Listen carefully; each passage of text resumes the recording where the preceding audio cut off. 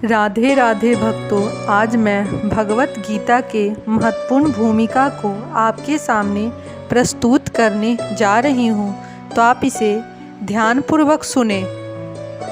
अंतकाल में जो कोई मेरा स्मरण करते हुए शरीर त्याग करता है, वह तुरंत मेरे शरीर स्वभाव को प्राप्त होता है।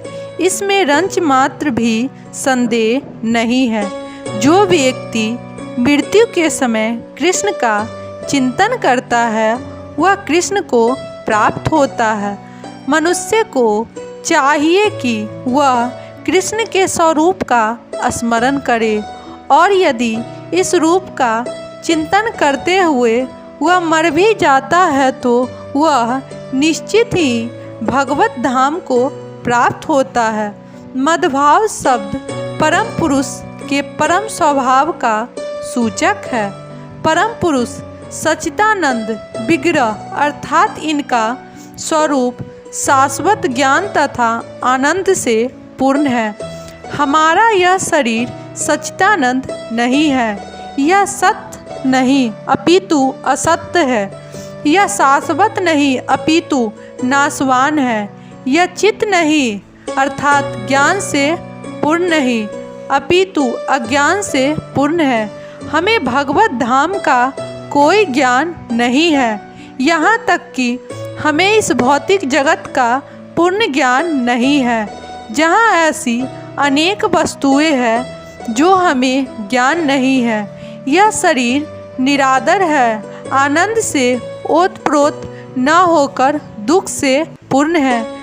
इस संसार में जितने भी दुखों का हमें अनुभव होता है, वे शरीर से उत्पन्न है। किंतु जो व्यक्ति भगवान कृष्ण का चिंतन करते हुए इस शरीर को त्यागता है, वह तुरंत ही सच्चिदानंद शरीर प्राप्त करता है। इस शरीर को त्याग कर इस भौतिक जगत में दूसरा शरीर धारण करना भी सुव्यवस्थित है। मनुष्य तभी मरता है जब यह निश्चित हो जाता है कि अगले जीवन में उसे किस प्रकार का शरीर प्राप्त होगा। इसका निर्णय उच्च अधिकारी करते हैं, स्वयं जीव नहीं करता।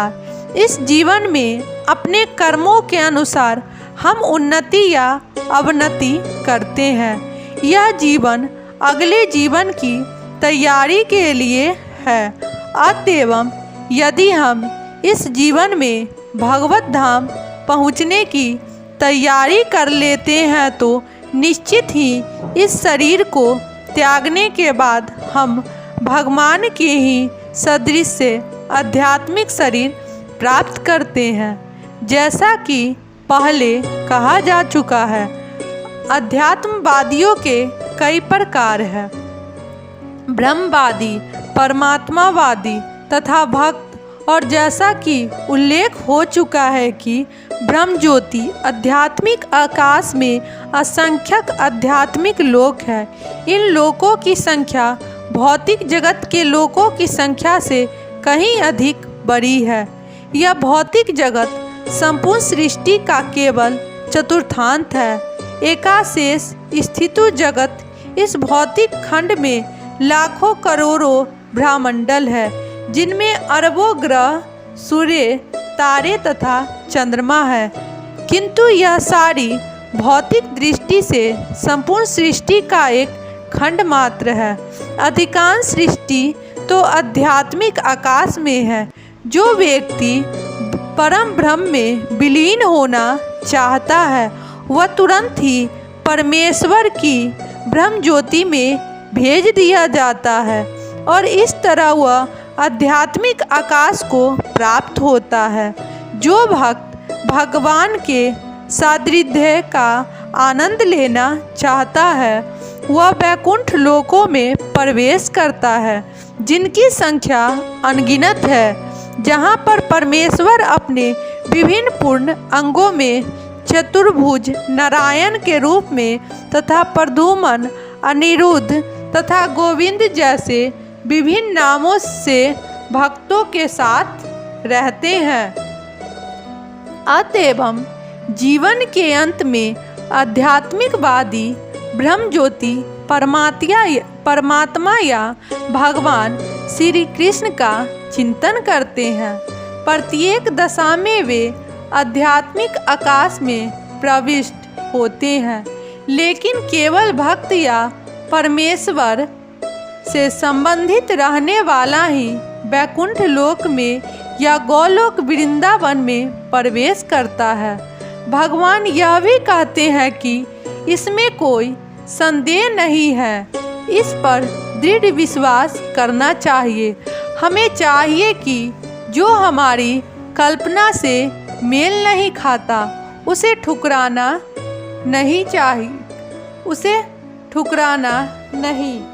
हमारी मनोवृत्ति अर्जुन की सी होनी चाहिए। आपने जो कुछ कहा उस पर मैं विश्वास करता हूँ। अतएव जब भगवान यह कहते हैं कि मृत्यु के समय जो भी ब्रह्म परमात्मा या भगवान के रूप में उनका चिंतन करता है वह निश्चित रूप से आध्यात्मिक आकाश में प्रवेश करता है, तो इसमें कोई संदेह नहीं है। इस पर अविश्वास करने का प्रश्न ही नहीं उठता। भगवत गीता के उस सामान्य सिद्धांत की भी व्याख्या है जो मृत्यु के समय ब्रह्म का चिंतन करने से आध्यात्मिक धाम में प्रवेश करना सुगम बताता है। अपने इस शरीर को त्यागते समय मनुष्य जिस भाव का स्मरण करता है वह अगले जन्म में उस भाव को निश्चित रूप से प्राप्त होता है। अब सर्वप्रथम हमें यह समझना चाहिए कि भौतिक प्रवृत्ति परमेश्वर की एक शक्ति का प्रदर्शन है। विष्णु पुराण में भगवान की समग्र शक्तियों का वर्णन हुआ है। परमेश्वर की शक्तियाँ विभिन्न तथा असंख्यक है और वे हमारी बुद्धि से परे है, लेकिन बड़े बड़े विद्वान मुनियों या मुक्ताओं में इन शक्तियों का अध्ययन करके इन्हें 3 भागों में बांटा है। सारी शक्तियाँ विष्णु शक्ति है, अर्थात वे भगवान विष्णु की विभिन्न शक्तियाँ हैं। पहली शक्ति परा या आध्यात्मिक है। जीव भी परा शक्ति है, जैसा कि पहले कहा जा चुका है। अन्य शक्तियाँ या भौतिक शक्तियाँ तामसिक है। मृत्यु के समय हम या तो इस संसार की अपरा शक्ति में रहते हैं, फिर आध्यात्मिक जगत की शक्ति में चले जाते हैं। अपने इस शरीर को त्यागते समय मनुष्य जिन जिन भाव का स्मरण करता है वह अगले जन्म में उस भाव को निश्चित रूप से प्राप्त कर लेता है।